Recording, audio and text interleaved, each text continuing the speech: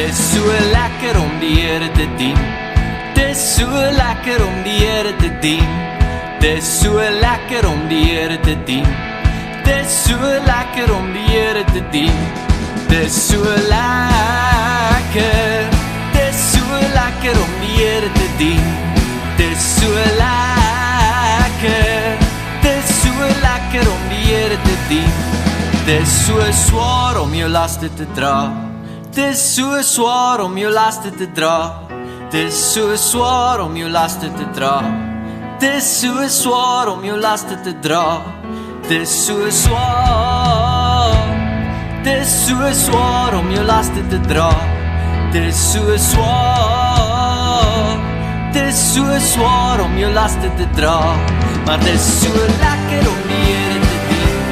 Dis so lekker om die Here te dien. Dis so lekker om die Here te dien. Dis so lekker om die Here te dien. Dis so lekker.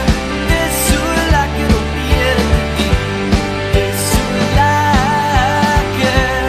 Dis so lekker om die Here te dien. Dis so lekker om die Here te dien. Dis so lekker om die Here te dien.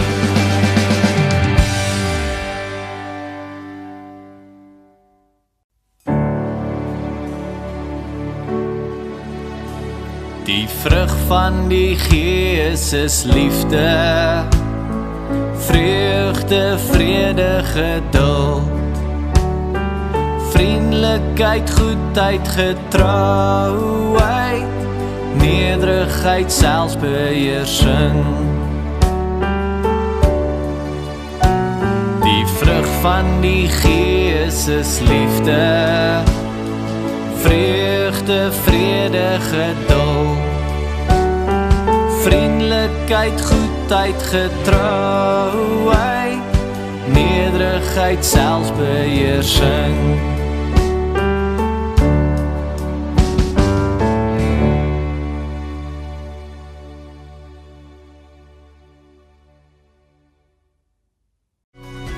Stories van die Bybel. God stuur die Heilige Gees. Hierdie mense is die disippels.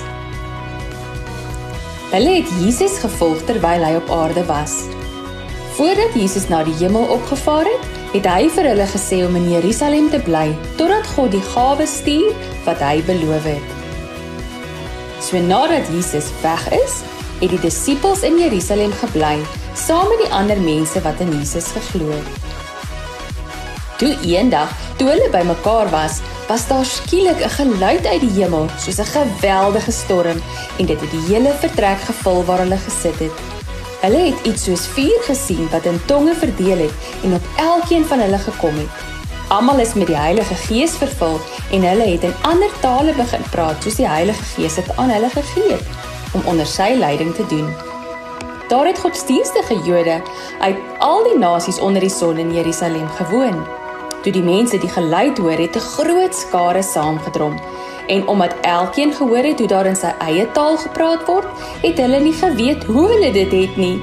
Verras en verbaas sê hulle toe: "Die mense wat daar praat is tog Galileërs. Hoe hoor elkeen van ons dan in sy eie moedertaal oor die wonderlike goed wat God gedoen het? Wat kan dit beteken?" Maar van die ander mense in die skare het nie geglo dat dit 'n wonderwerk is nie, en het gedink dat die gelowiges net vreemd optree. Petrus het vorentoe gekom en aan die skare gesê: "Luister almal dat ek julle kan vertel wat gebeur het." Hy het vir hulle vertel dat die mense nie vreemd opgetree het nie, maar dat dit van God afgekom het. Hy het hulle herinner dat God lank gelede gesê het dat dit sal gebeur. Petrus het aan hulle vertel dat Jesus gekruisig is en weer opgestaan het, net soos God voorheen gesê het.